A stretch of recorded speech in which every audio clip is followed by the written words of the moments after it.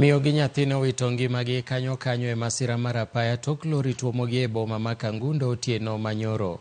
Miyono mane ni apiko ne otuom gi lori mano odogo nyonogi ka jariemb apiko to notony e masirano. Jariemb apiko e apayano osewe geche ma giwacho ni ok migi luoro e apayano ka bende gisewo obila kuom kawo maloyo sa achiel kapok ochopo kanyono, kata bed ni tesend obila ni mana kilomita 2 kowuok kuma ne masirano otimore.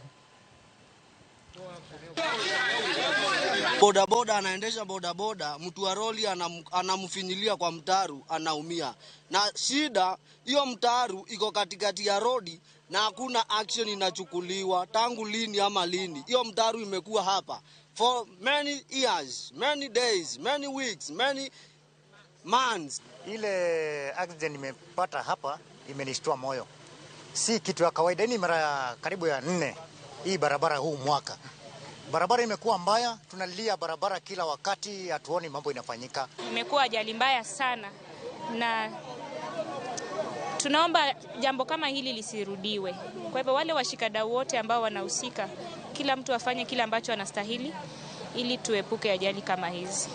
Lori yenyewe ni lori ilikuwa na furuta ingine nyuma, ilikuwa imebeba mawe, na wakati mwingi hawazingatii zile sheria za barabara. Sheria huwa izingatiwe vile inavyotakikana. Malori kwa sababu mchana huwa inatolewa tax, wanaongopa kupeana pesa kwa kanjo. Inafaa wao wanafanya kazi mchana na waache ili mambo iweze kufanyika vile ifanyike taratibu. Ile kitu inatuudhi sana kama waendeshaji wa bodaboda ni hao watu wa mangari. Hii barabara ni mbovu. Jana tulipoteza mwingine pale hivi mbele.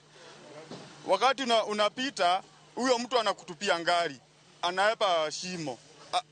Atambui kama wewe ni binadamu na unatembea